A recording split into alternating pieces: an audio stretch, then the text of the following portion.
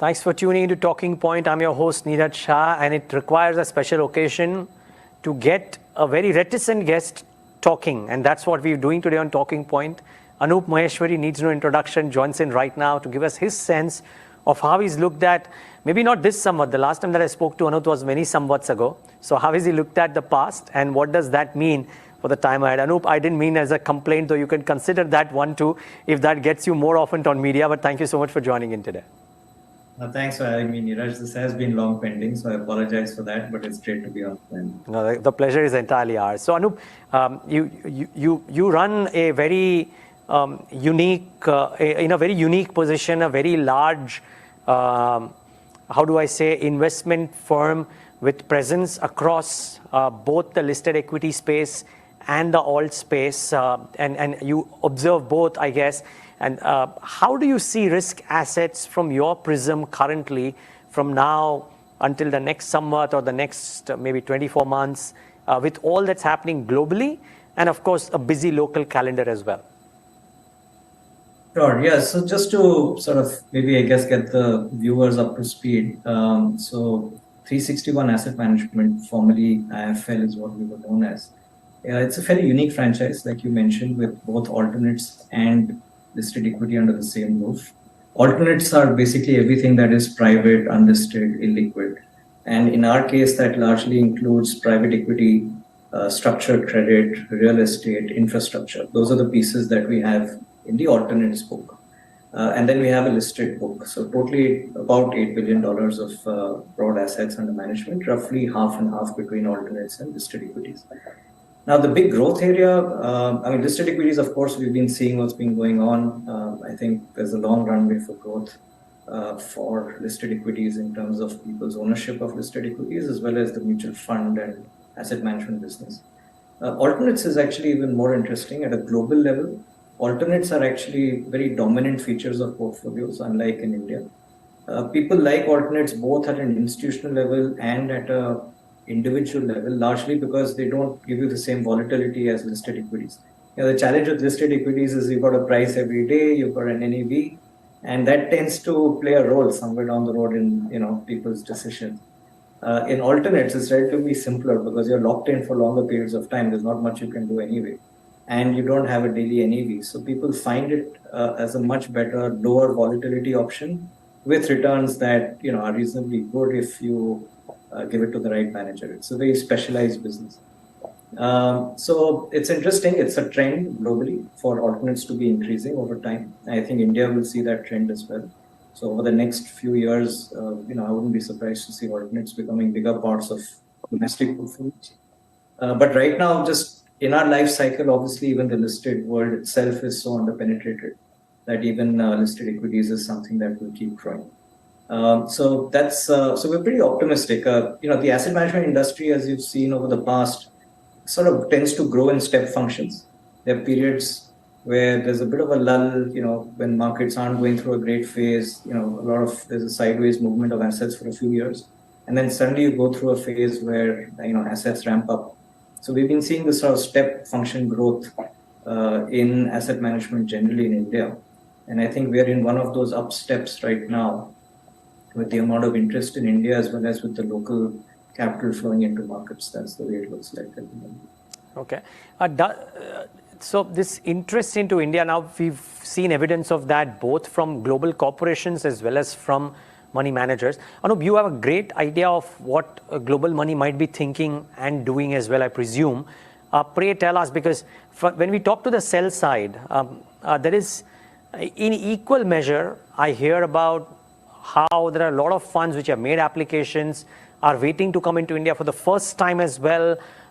There is emergence of ex-China EM funds, and all of that will mean that over the next 3 to 5 years, structurally a lot of a different class of money and more of the same class of money will also flow into India. At the same time, I hear of investors are balking at the valuations that India is trading at in a fragile geopolitical environment globally, and therefore they want to be risk averse, especially in a high yield environment. To your mind, what is the more likely scenario, and what is it that you gauge from your conversations? Sure. So obviously come across all sorts of investors. There's some really long-term pension plans, endowment funds. You have short-term investors as well. So they all come in all shapes and sizes. I think the interest is universal pretty much, and India's stars have risen as China's stars have been falling. I think it's a bit of that is helping India as well. The fact that they're moving away from China, that is also benefiting India. So there's not much to make a negative case for India, so to speak. I mean, whichever way you look at it, India looks like a pretty interesting place. Lots of good positives. But you're absolutely right. Where everyone sort of stalls a little bit in conversations is on valuations. And very often when we go across to meet investors like this, we have to explain to them, you have to sort of dig a little deeper than just the headline valuation number, because as we can see in our own markets, there are many pockets of overvaluation and undervaluation at the same time. So the statistics that we quote them the most, which is I think very stark, is investing is all about compounding your money over long periods of time, right? That's what investing is. So we actually did this analysis of how many companies in the world have delivered 20% dollar CAGR in appreciation of price over a 20-year period. Okay. And we looked at 4 major markets actually. We looked at the US, China, Japan, then we looked at India. And we looked at the top 500 companies in each of these markets. Now, interestingly, in India, out of the top 500 companies, about 108 companies as of last month end over the last 20 years have delivered 20% dollar CAGR, 108 out of 500.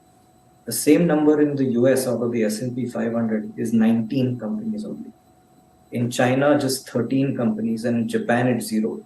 Wow. So that just gives you a sense of the ability of companies in India, or at least what they've demonstrated, to scale over long periods of time with the right economics and therefore create shareholder value. And it's not that India was not expensive through the last 20 years. There have been many points at which India has been expensive. So the fact is, it's still a very bottom-up market. If you find the right companies and you can make sure that you're not buying them, ridiculously expensive, there are enough opportunities that are still there to invest. So that's how we try and explain it. That don't just get stuck at the headline number. Even the headline number, by the way, is not too bad. We're definitely not at peak valuations compared to some more extreme points of the past. You could argue again, large caps are a lot cheaper compared to, let's say, small caps, which are probably closer to peak valuations. So again, there are differences there. But by and large, for the market as a whole or for the index, it's not as sort of crazy as it sounds. So therefore, you have to nuance the view. You can't just go with that big picture. India is expensive, full stop. There are reasons also. In India's ROE, return on capital employed, has been higher than other markets. Therefore, it deserves some premium. But anyway, the summary of all of this is what we tell everyone is, listen, things are never as good or as bad as they seem to be at any point in time. India is a great long-term story. There's a lot of scale that's still available. It's one of the few economies where you're getting growth, you're getting strong leadership, and it's all coming together. And to that extent, it's a great long-term market to invest in.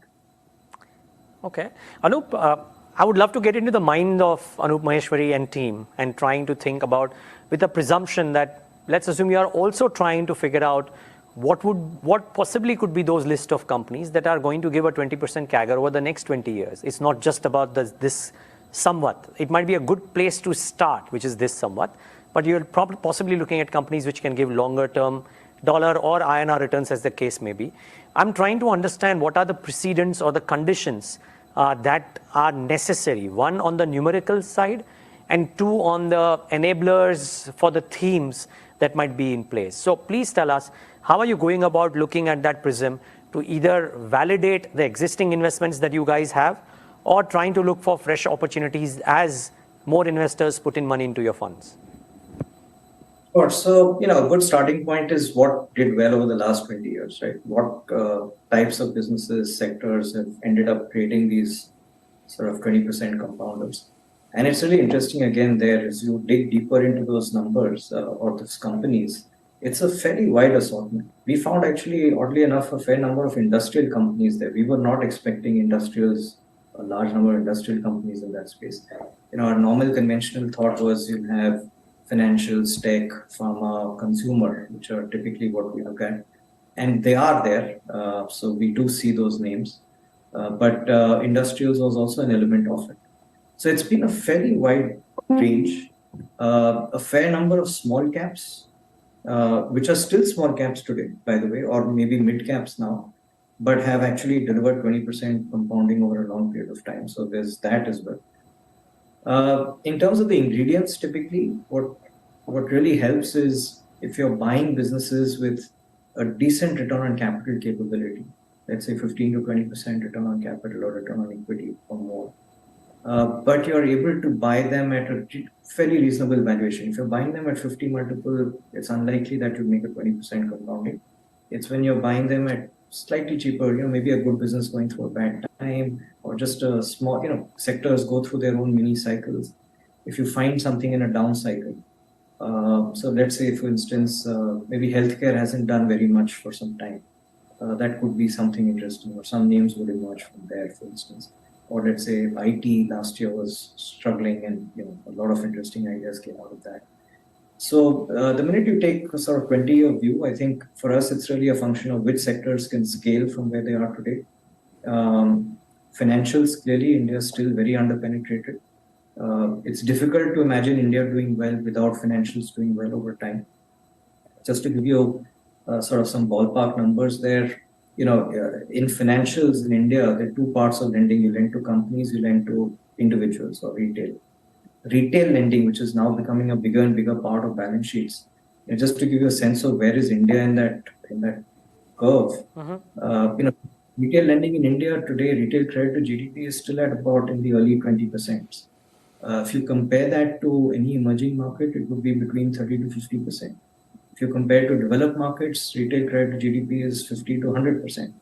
So you could argue that we can still grow retail credit at 15% per annum for this whole decade, and you'd still not be an over-leveraged economy. So there's a lot of scale, and also in financials, what we see is obviously companies have good return on assets, return on equity. You have high-quality franchises that have been built up, so there's no reason why they can't continue to compound over time.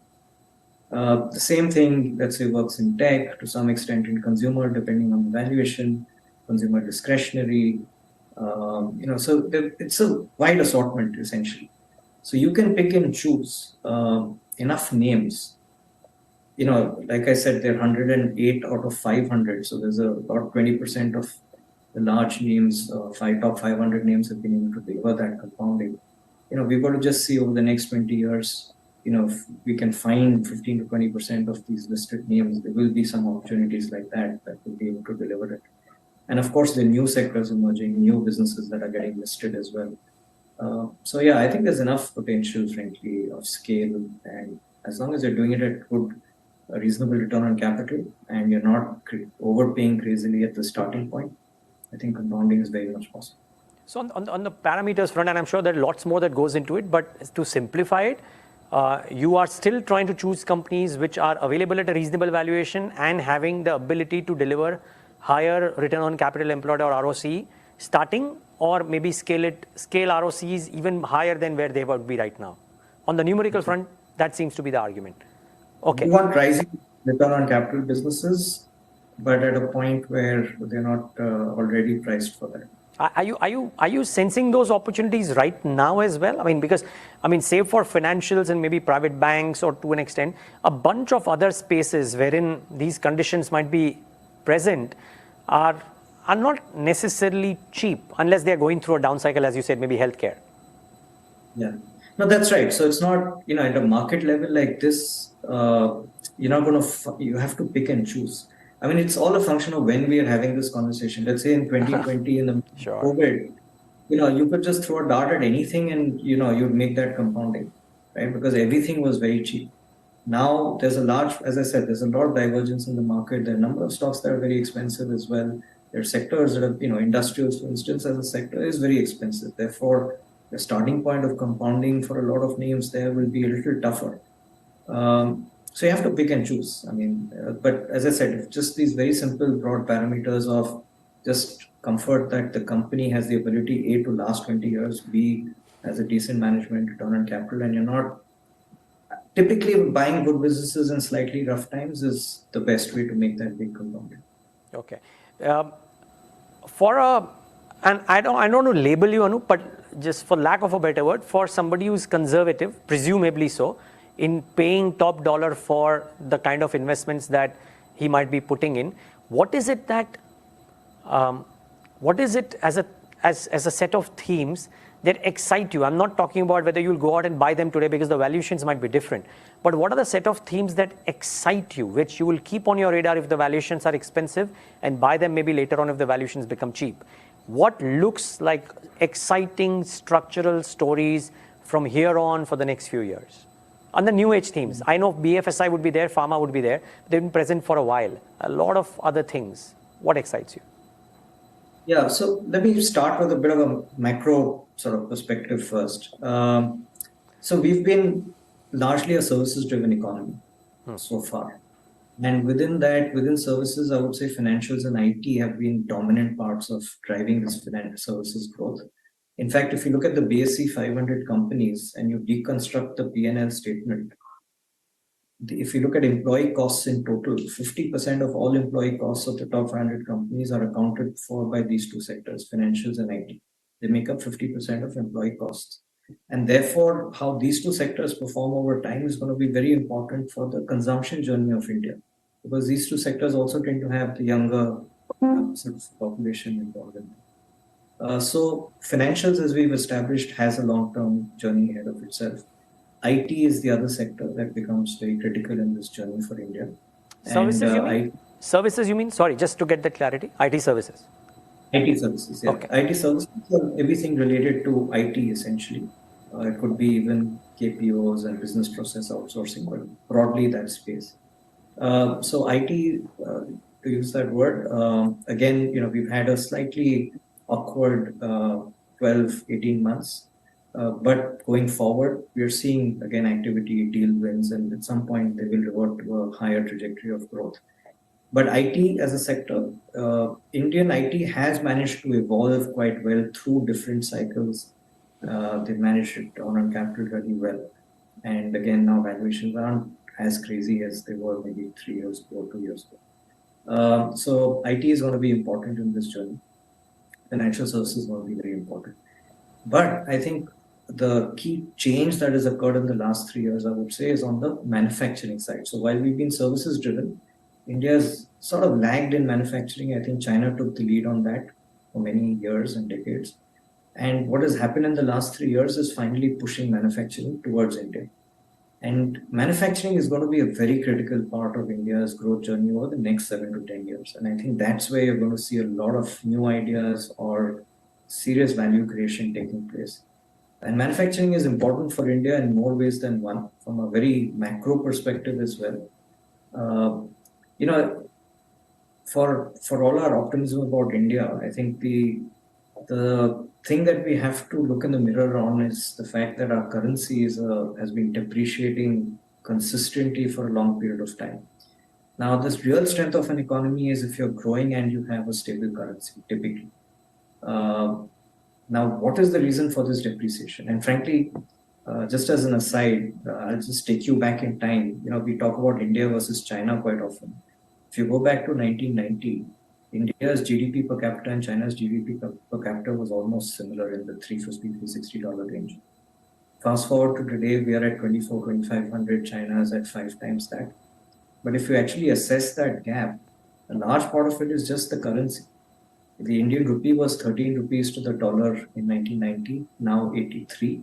The Chinese renminbi was 5 to the dollar in the US, 5 to the dollar in 1990, now 7.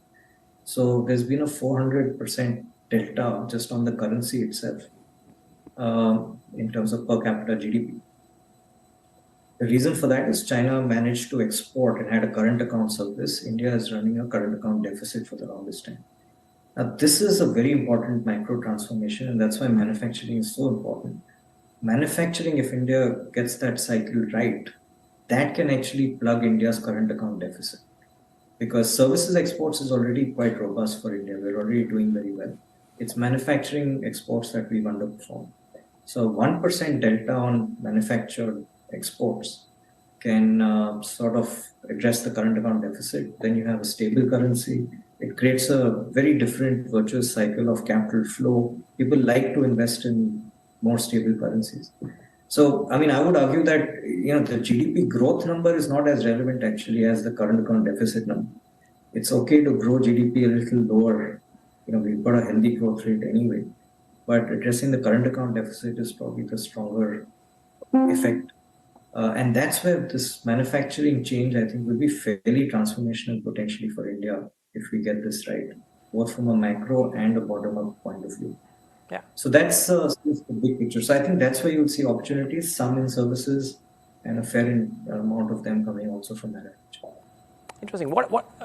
Assuming that service exports become stronger and this manufacturing wave helps, we might well move, despite our oil imports, to a point when we might become net current account neutral, if you will. I don't know if you agree or no, but there are some quarters who agree. But then at the same time, there's this expression that for a country which wants to grow and has to grow to ensure that employment doesn't suffer, you rather not be current account neutral but remain current account deficit so that you're investing that in growth. Do you envisage India reaching that point wherein it has the luxury of taking a decision of whether it wants to be on the side X or side Y? No, I mean, again, people will have different opinions on this. It's my personal opinion, frankly. You'd rather grow the current account surplus because that shows strength of your economy. And it also forces corporates to become more productive. Exporting with a 3% depreciation every year is lazy profits, frankly. I think you've got to learn to be globally competitive. And if you can, move up the chain of value and be able to export, and it's just not cost that's driving your trend, I think that is a much more robust long-term model. So current account surplus is really, that's how big economies emerge, frankly. I mean, you don't end up being a massive economy by running a very large current account deficit. Okay. That's not, then you keep getting vulnerable to cycles again and again. Okay. Now, manufacturing by itself, a very wide bucket, more so now because post the PLI schemes and companies taking that benefit, a lot of newer sectors have emerged. And maybe some cases because of PLI, some cases independent of PLI as well. We heard some fantastic stories, Anup. What has impressed you the most from an investing perspective? Because, I mean, for example, just to clarify what I'm trying to ask you, EMS may be a great sector, but some of the starting valuations are not quite reasonable, and therefore from an investing perspective, some could argue that it's not a great sector for investing right now at the current starting point. So I'm just trying to understand what looks good from a manufacturing perspective, keeping in mind that I'm coming from a prism of how to invest there. No, so it's a wider range. I mean, EMS is one part of it, and there too, by the way, I mean, you're right, valuations don't look great right now, but please understand that there can be very large scale coming through. So what looks a bit expensive today could end up looking quite cheap if the earnings growth takes care of that. So we have to, sort of make those assessments and understand them better. But besides that, you have exports on autos, on all sorts of components. You have, of course, your standard pharmaceuticals or healthcare. Engineered products. So we're seeing other areas that will start coming up for exports, I think, as time sort of moves on, or even the existing sectors, I think, have to sort of expand their horizon and become more competitive at a global level. So we're already seeing Indian products sort of replacing, I was just reading just yesterday, I think it came on the newspapers, how you're seeing more Indian products on the shelf in the US compared to Chinese products. There's a bit of a delta there in terms of what's happening. So it may not be visible in the short run, but I think these are long-term trends that sort of make themselves more and more prominent over time. So I think it'll be a vast assortment, but it will be largely components, engineered components. EMS is obviously assembled, more assembly. At some point, India should be a net exporter of electronics, not an importer. And then, there'll be a lot of sort of allied areas around that we've already spoken. Got it. Anup, before we wrap up, last question really, which is, since you run a large alts book as well, what is the emerging trend within this whole, and I'm restricting it to startups or companies in which there is direct equity investment, albeit on the unlisted side. What are the exciting trends emerging there? If you can very quickly tell us that. Well, there's lots of interesting stuff happening. I think this is one of the good parts of the job here, which is you just get to see what's happening also in the private space. You get to meet these phenomenal entrepreneurs. I think India's bottom line biggest strength is just the entrepreneurial capability of India. It never ceases to amaze me. And I think it's sort of, just like in the West, it's the US that has the highest entrepreneurial talent. I think, India sort of exhibits those characteristics here.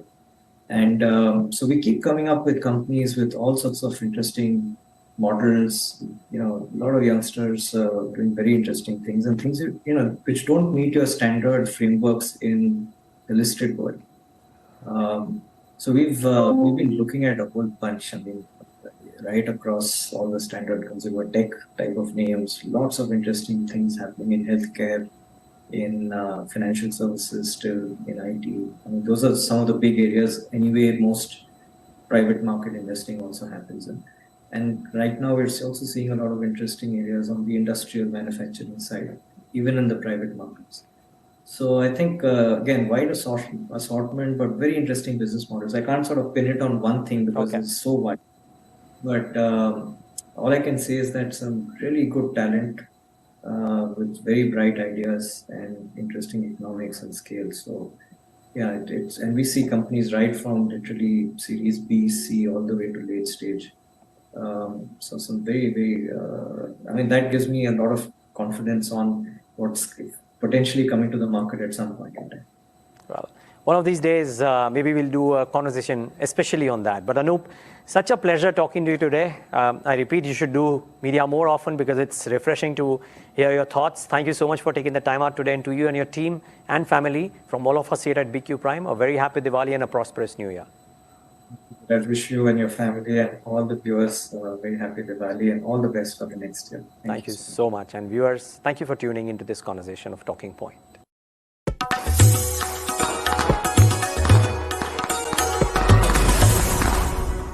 Okay, and to all my friends in India, so personal friends and clients and all the media friends, I wish you a happy Diwali, a very colorful one that will bring you light, peace, and joy to you and to your loved ones. Thank you.